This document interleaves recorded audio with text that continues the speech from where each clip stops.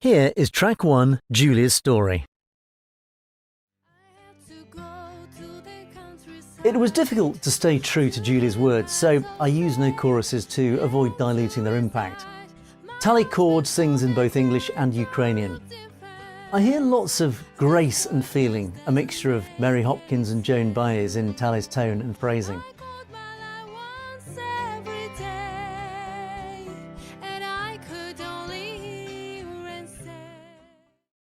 Here is track 2, Today the Whole World is Ukrainian.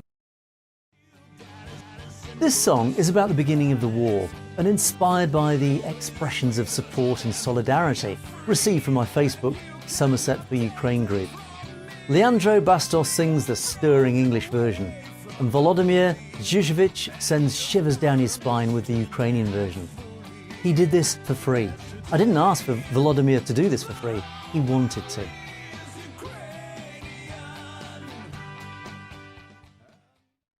Here is track 3, Lack of Love.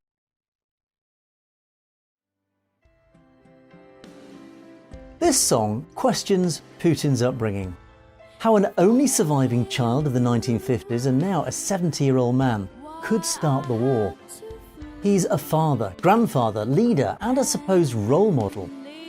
Reflecting on a small, sickly, only surviving child raised in poverty posed 2 questions. Firstly, has he an inferiority complex? George Macaulay Trevelyan, a British historian and academic, has a famous quote, "A little man often casts a long shadow." A smaller individual has to raise himself in other ways to show he is at least an equal or in his mind superior. Or secondarily, is he a dreamer, whose aspirations are simply to take his country back to the age of Catherine the Great? An era of Russian might and power as long as you conveniently forget the murders, mass starvation and deprivation of the Russian people. Anna Kipyatkova asked the question with clarity and maturity in both English and Ukrainian.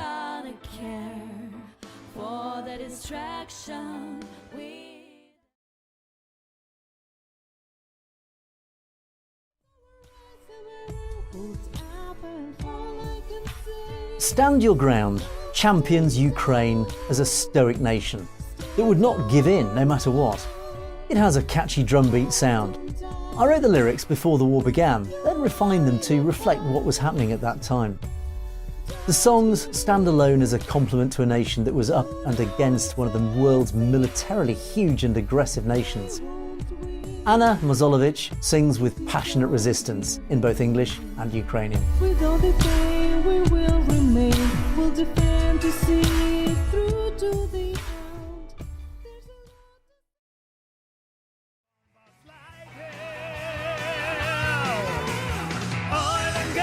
Oil and Gas is a rock song with irony. This song questions the sense and morality of Europe buying energy from Russia, knowing that payments fuel the war. Could the European Union have done something differently? Could they be less dependent on Russia? After all, the wars in Chechnya, Georgia, Syria, Crimea and the continuing war in the Donbass should have raised everyone's eyebrows before the Ukrainian invasion. Did self-interest stand in the way?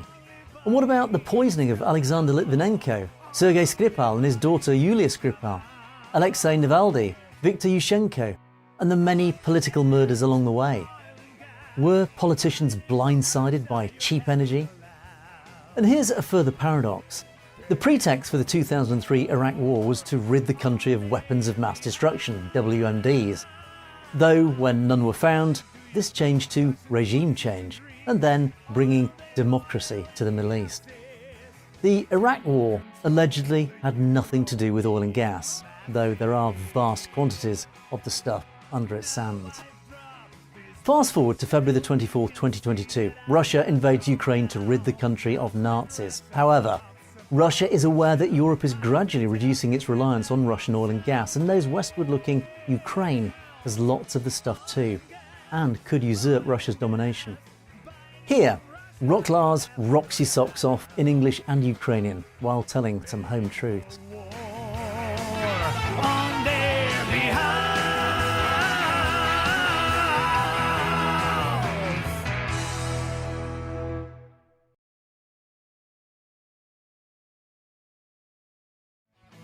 I fight for Ukraine. Mariupol salutes the steelworks' fantastic defence and bravery through one soldier's eyes.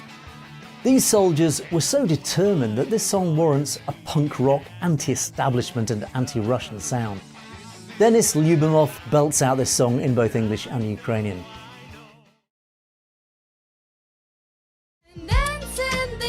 In Ukraine is about the country's industries, architecture, agriculture, metro and traditions.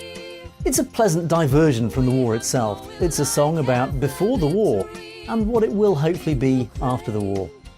A lovely ballad of sunnier times when Ukrainian people just lived in peace. It's sung with a heartfelt feeling by Tally Cord in both English and Ukrainian.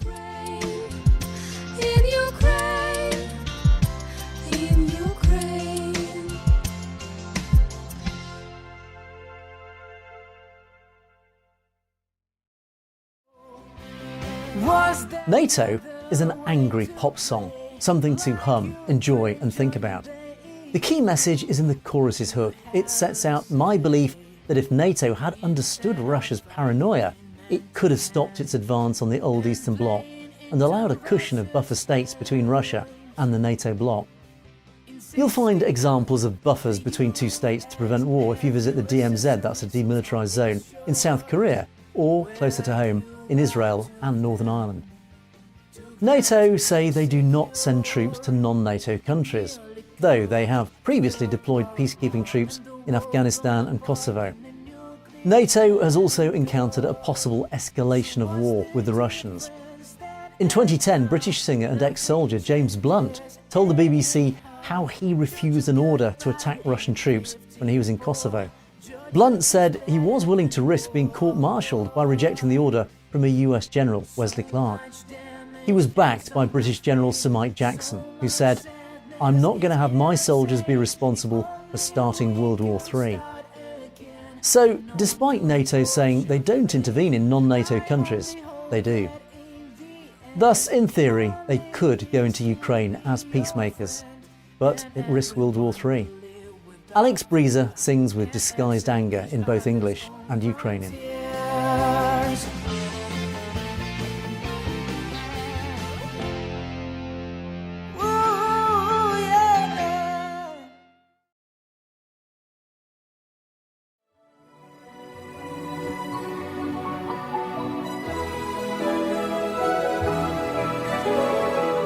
Brothers is a ballad of two brothers falling out. It's an analogy for two states falling out. It reflects on good times past, at war now, and facing an uncertain future. One day both countries will have to get along. In Hamburg, a sustained campaign of strategic bombing during World War II during the last week of July 1943, codenamed Operation Gomorrah, created an immense firestorm. It destroyed most of the city and killed an estimated 37,000 civilians and wounded 180,000 more. Yet, 15 years later, when the Beatles played in Hamburg, everything had changed. Andriy Chebanov sings beautifully in both English and Ukrainian. Matt Monro could have sung this song. What happened is was, then I look at you and I know.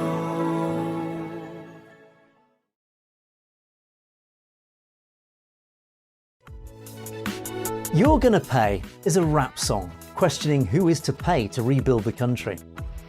With lots of Russian money locked away in the Western bank vaults, is that where payments begin? The Guardian recently reported that a consortium of Ukrainian and international lawyers is preparing to launch a mass civil legal action against the Russian state, including private military contractors and business people backing the Russian war effort. This is an attempt to gain financial compensation for millions of Ukrainian victims of the war. I wish them luck.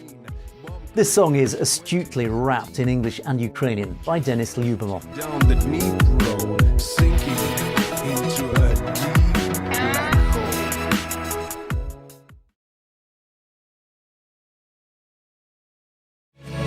No, it's hard for me to explain. My Ukrainian heart will remain. My Ukrainian heart will remain. This song is a powerful ballad that builds until a choral chorus emerges and grows the sense of emotion that inspires tears and admiration in equal measure. It's written with sadness and defiance in mind. Leandro Bastos sings his heart out with the English version, and Timofey Lisov stirringly sings the Ukrainian version. Leandro's vocals bring shivers down my spine. This is one of my favourite songs.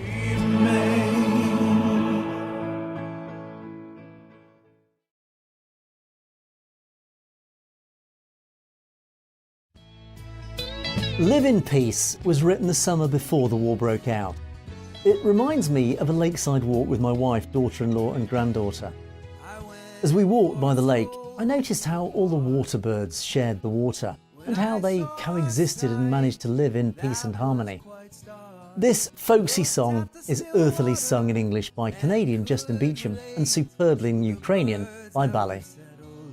Upon the lake, it started me thinking, if ducks can live with swans. If only you knew. In Your Mind, the penultimate song, is a more mysterious and sinister version of Lack of Love.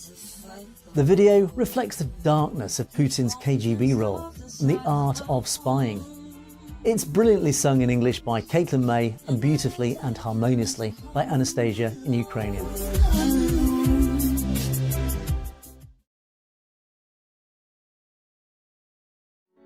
But I hope you will change your mind and maybe one day you'll find a way to. I Apologise is the final song.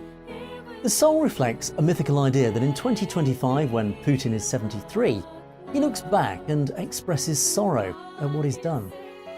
It was originally called Tears and written a year before the war, but when I listened again, I heard Putin's apology for the war. I know that is a dream. Maybe he thinks that I wish I'd never started this. We can only hope. But why 2025? In 1969, Zager and Evans sang In the Year 2525 If Man is Still Alive, so I thought that was an appropriate year. Although I Apologise should be sung by a male, I think it's more poignantly sung by a female. Maybe the female is a deathbed angel, and you can hear a fire burning in the background.